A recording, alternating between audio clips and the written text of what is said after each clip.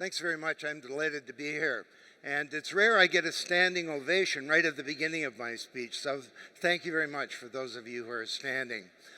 I'm here to introduce a big new idea for you. Most of you will not have heard of this idea.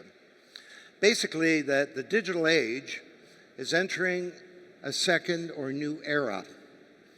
And this era has profound implications for every company, for every organization, for every government, for every nation, and for each of you individually. It's called the Web3 era. Now let me tell you about how me and my colleagues came to this conclusion. Just a little background about me. I wrote a couple of books in the 1980s that nobody read. I think my mother bought most of the copies, actually. But I started writing bestsellers in the early 1990s. Paradigm Shift was obviously a big book. And I wrote The Digital Economy, which they say was the first bestseller about the web in business. And 20 years later, that was a very big book. And 20 years later, my publisher asked me to write the 25th anniversary edition of the book. So I had to think about what had happened over these last 2 decades and where we're going. And I came to the conclusion that we are entering a new era of the digital age. The first era, mainframes, mini computers, PCs, the internet, the web, mobility, the social web, the cloud, big data. And now we're entering a new era where we have a whole set of new profound and transformational technologies that make that first era look like little stuff. There are 4 critical technologies that are converging together. The first is blockchain, the underlying technology of digital currencies. The second is the Internet of Things. The physical world, billions and trillions of inert objects, are becoming animated. They're becoming alive. The third is artificial intelligence, and we all know about that. And the fourth is extended reality, the virtual world. And these are coming together to create a new era. Let's call it the Web3 era. Why should we call it that? Well, interestingly, AI, of course, is critical to everything, but a foundational technology for this new era, in terms of its impact on the nature of business and of our economy, is blockchain. And blockchain's at the heart of this new Web3. So let me explain the idea. For the first web, Tim Berners-Lee's great invention, we saw the first web browser called Mosaic in 1993, and then Netscape came out in 94.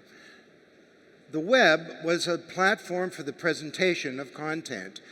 It was a read web, to use computer language. You went to the web and you accessed content and information. It was a static web. You accessed it through a desktop computer. The second web was a read-write web. It began about 2001, some new technologies, XML. The web became a platform for programmability. You could write to the web. You could go onto the web and create a Wikipedia entry, right? You could go into social media and create a group. You could act on or write on the web. But there was a big problem. Of course, these are wonderful innovations, and they advanced many institutions in society. But there was a big problem because the information and the information assets that you created, whether you're in a social media group or whatever, those are captured by a set of very large tech companies. We call them digital conglomerates. It's a new species of business. You know, what business is Alphabet in? Well, Alphabet is in 20 businesses. We've never seen anything like this before.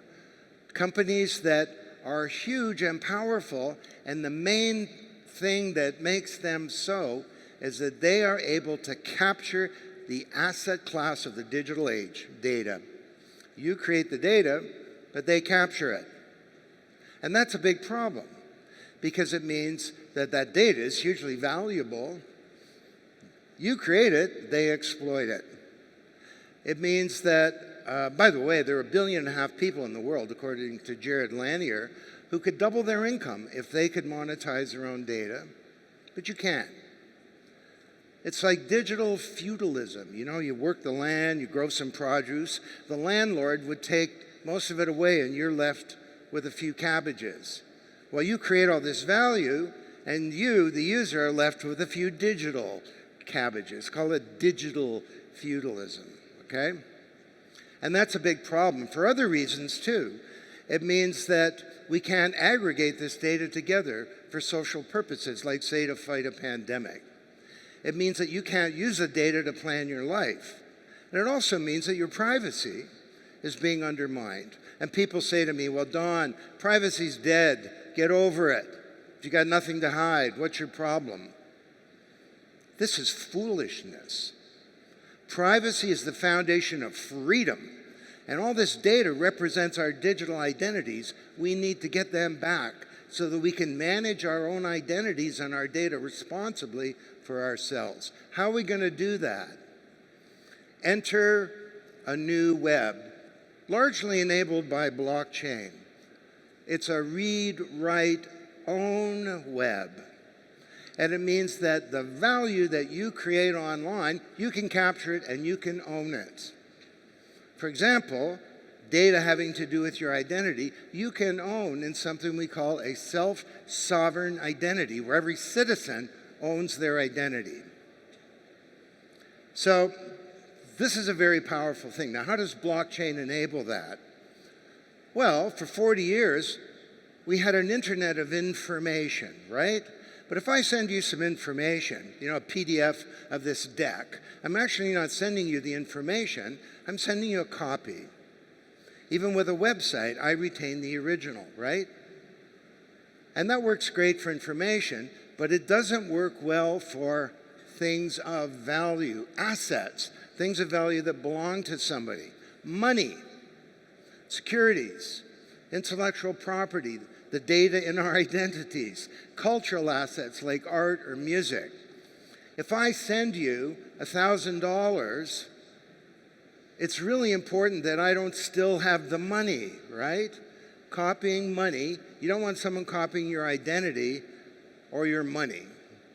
So blockchain is a global distributed ledger, a set of ledgers becoming a public infrastructure where anything of value, from money to a stock to a derivative to intellectual property to music to art, can be managed, stored, transacted in a secure and private way. Peer-to-peer, without an intermediary. This is a very powerful thing. Now, the other thing I'll mention about this is that this technology enables the digitization of assets. And this is done through something called a token. Who here has heard of a token? Would you put up your hand, please? Okay. Tokens are little software containers, and you can put data into a token. So you could put the data representing a unit of currency. But a token can represent any kind of asset. It could be a derivative. It could be a piece of your identity. It could be a natural asset, which I know in Saudi Arabia you care a lot about. It could be a carbon credit. Or the data in a token could represent a physical asset, like a barrel of oil. This is an historic change that's underway, the digitization of every asset in our economy. And people say, oh, crypto, that's all about speculating in assets on wild and crazy markets. And there are all kinds of bad actors and criminals involved. Well, there are criminals. Criminals are always the first to embrace an exciting new technology, you know, the flip phone, the automobile, whatever. But this is not about crypto.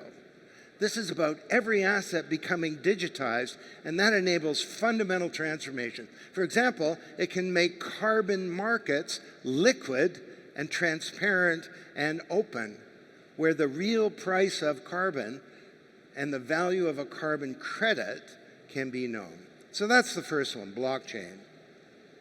Now I'm going to be a little faster on the others because I have a very limited time here. The second is the Internet of Things. It's not just people that are getting access to the internet, things are.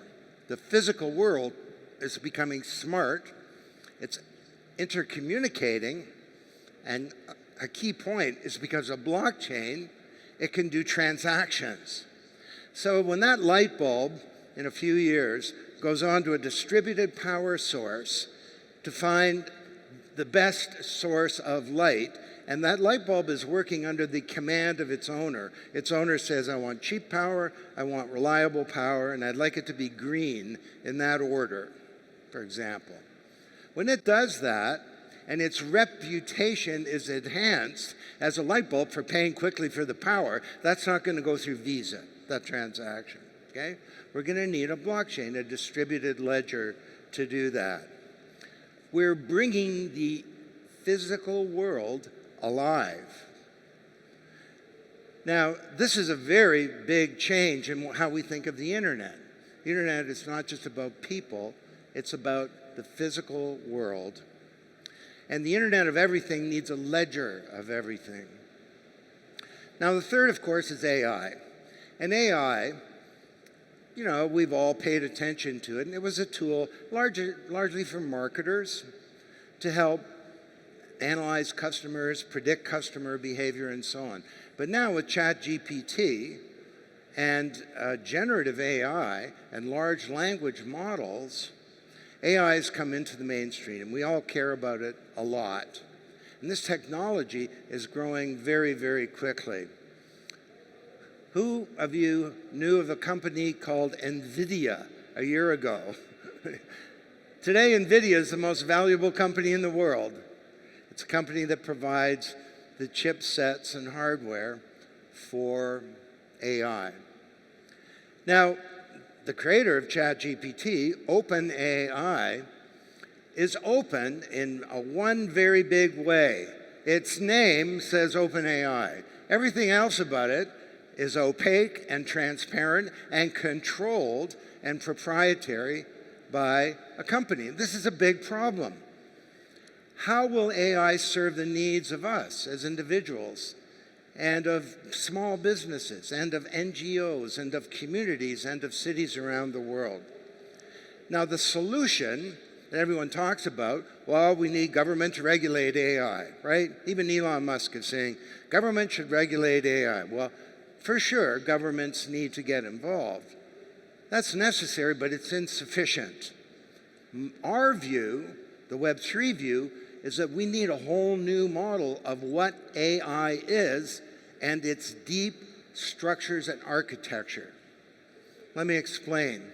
This is called a technology stack, okay? At the bottom is hardware. Right now, AI is centralized in these giant cloud formations owned by companies.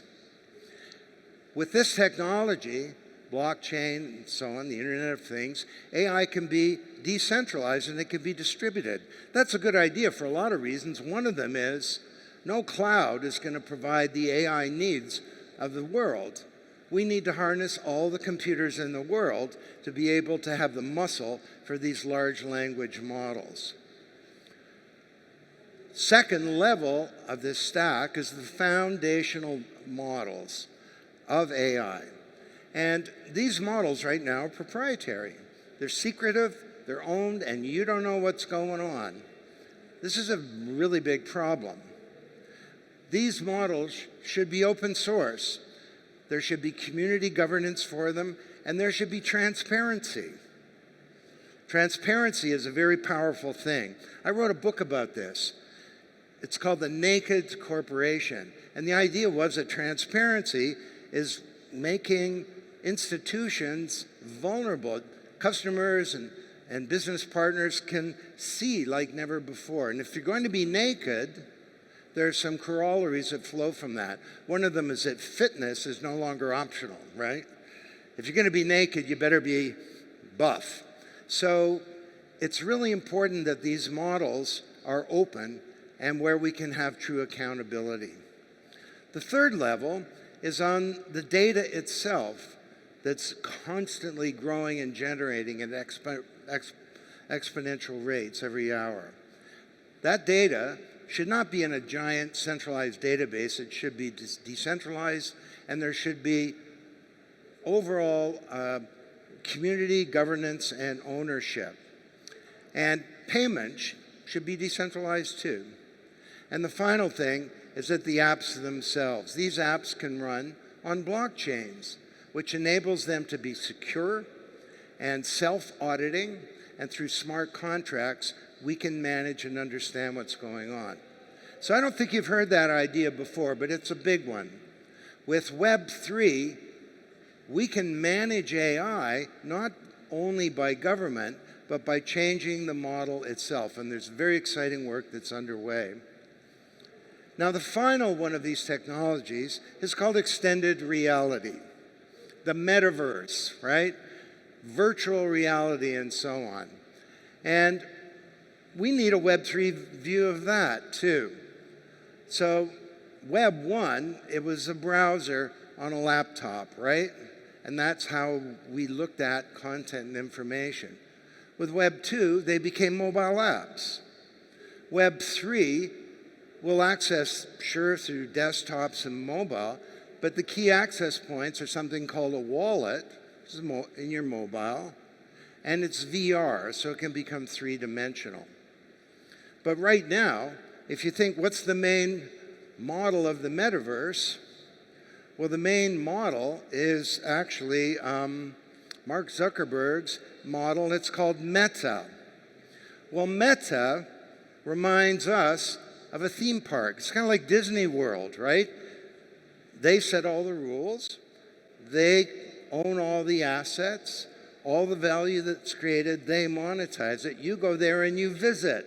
Now, there's nothing wrong with going to Disney World. It might be fun for your kids, but don't think that the metaverse is going to change the human experience somehow.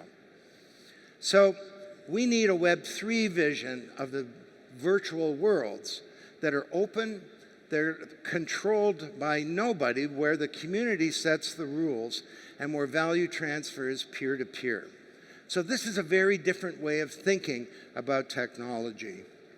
4 critical technologies coming together to create a new era. And just like when we talked about the internet era, we didn't mean an era of certain protocols. We meant an era that referred to broad technology, business models, new social behaviors, new forms of governance, and so on. That's what we're entering. So why should you care? Well, I only have a few minutes here, but let me explain. How about finance, where people like to start? Heard of fintech? Fintech is like that. The Web3 era enables something called decentralized finance, DeFi. And that's basically using these 4 technologies to replace most of the things that banks do. Now, it doesn't mean banks are going to go away for a lot of reasons. One is that the smart ones are embracing this technology. But these are the 9 things that banks do. I don't really have time to explain it, but very quickly, what do banks do? They store value. They put your money or your securities in a safe, or now in a high security computer system. They move value. They do transactions. They lend value. They fund and invest value. You don't need a bank to do that anymore. Value can be stored on a network, right? Think about Ethereum. There's value that's stored on that network. Or something, the very starting point for all this was just a starting point, Bitcoin. That value is secure. Bitcoin cannot be hacked. To hack Bitcoin is a technically impossible thing. Now, eventually there'll be quantum computers, but then there'll be quantum security in Bitcoin. Moving value. I can make a payment from my mobile device directly to yours. It doesn't go through a bank now. And there's no 3-day settlement period, because the payment and the settlement is the same thing. It's just a change to the network and to the ledger. Funding and investing value. venture capital, private equity, mutual funds, hedge funds, and so on. There was like an IPO, it's called a token generation event, that raised $4 billion. There was no investment bank, no stock market, and no stock. The money was raised and it was represented as tokens on a network. A second big one is supply chains. The pandemic showed how vulnerable and weak our supply chains are. They're complicated, and they're full of problems and errors. The metabolism is slow. Things get lost. You got trains and boats and planes and trucks and then all these different partners working together, and there are borders and tax authorities and various agents and transfer agents and payment systems and intermediaries, and then you got software, EDI and ERP, and then information's flying around with paper and email and phone calls and faxes. What if our supply chains were a shared network state? A single, smart ledger that connected to the physical world and that you could access virtually. There would be no delay. There would be a single version of the truth through smart contracts. We could improve the metabolism, reduce the error rate, advance transparency of our supply chains, and many other things. Imagine these 4 technologies and what can happen in a city. Take NEOM. It's a project that I'm familiar with. And Joseph Bradley is the CEO of Autonomous. He's a great visionary that understands this stuff. And he has this view that in a city, you don't have the physical reality and the virtual reality. You have something he calls singular reality, where these two simply come together. The city is not just a place, it becomes a system. Now, if I had another 12 hours, I could give you 12 other industries and examples. I mean, we can do this. If you want to stay here for another 12 hours, I'll go through each of these, no problem. But think about healthcare. The hospital is becoming connected, all the physical devices with AI machines that are learning, and they're learning to do things they weren't programmed to do, where you have doctors that access surgical procedures through virtual reality, and all these transactions working on a blockchain. Energy. We need to build a global green economy. This technology will be so key, not just in terms of carbon and carbon markets and transparency, but the green economy needs to be a digital economy. This technology must be infused through everything to achieve a sustainable world. Now, I could go on and on. Manufacturing, agriculture, healthcare, our identities, I mentioned that, education, arts and culture, financial services, government. The government of Dubai has got 1/3 of all systems and operations now working using blockchain and related technologies. So at the Blockchain Research Institute, we've done dozens of research projects on each of these industries. And if you're interested in knowing more, I can tell you how to get access to that. I will let you pull out your mobile device and take a picture of this screen, okay? These are 2 new books. And I did not write either one of them, so this is sort of not a sales pitch. One is Web3, that explains this whole idea. It's a Wall Street Journal bestseller, and it's by my son, Alex Tapscott. And the other is a book that came out yesterday, and it's called Trivergence by my brother Bob, and it's about AI, blockchain, and the Internet of Things triverging together to create a next generation of the Internet and the digital age. Let me close. This is a new paradigm. And when you get a new paradigm, you get a crisis of leadership, because vested interests fight against change. New paradigms cause dislocation, and they're often received with coolness or worse. And leaders of old paradigms have great difficulty embracing the new. Where is the Silicon Valley of the second digital age going to be based? I don't think it'll be Silicon Valley. Well, it might be Shenzhen or Shanghai. It could be New York. It could be Riyadh. Every country, every organization, every institution needs to find within itself the leadership to bring about change. And I'd like to close, if I could, just with an analogy about that. At the Blockchain Research Institute, we've been studying organizations, but we're also studying nature to understand what these new open, decentralized models look like. And fish come in schools. Bees come in swarms. Starlings over the moors of England and other places in the world come in something called a murmuration. Have you heard that word? Murmuration. It's a word in the dictionary. We're going to turn down the volume, please. And the murmuration refers to the cluster of birds that come together at night. Starlings are out throughout the day, over a 20-kilometer radius, and they're foraging for food. And at night they come together and they create one of the most spectacular things in nature. It has a function. Look on the right here. That's a hawk. That's a killer of starlings being chased away by the collective power of the little birds. Scientists that have studied this say they've never seen an accident. And when the moment is right, magic happens. There's leadership, but there's not always a single leader.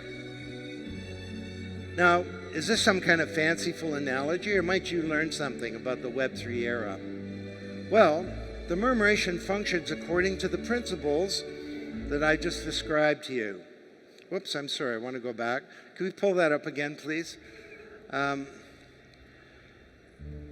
It functions according to the principles that I just shared with you. You know, remember I said there's no middleman. Trust is not achieved by a middleman. It's achieved by cryptography, collaboration, and some clever code. And there's cryptography in the sense with the birds. There's DNA that tells the birds certain rules. Now, a big rule is don't bump into anybody else, but another rule is don't get too far away. This is a massive collaboration.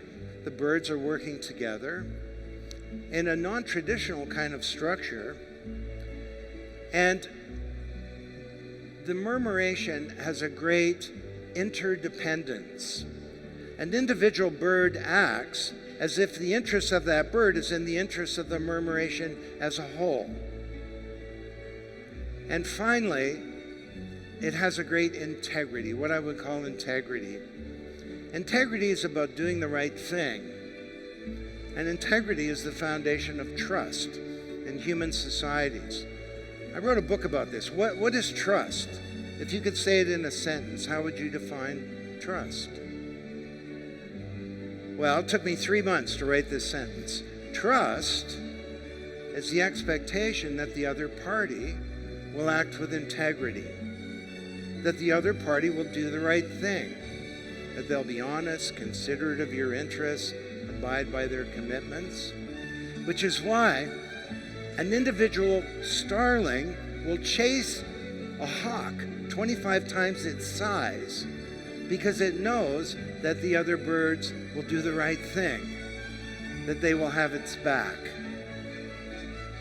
So I look at this and I don't know, I get a lot of hope that imagine if we connect ourselves in the city or this country or NEOM or across the world with some kind of vast network, a network that can learn at our command, that can do transactions and share peer-to-peer, that has openness and transparency, and that empowers not giant technology companies, but regular companies, individuals, and governments.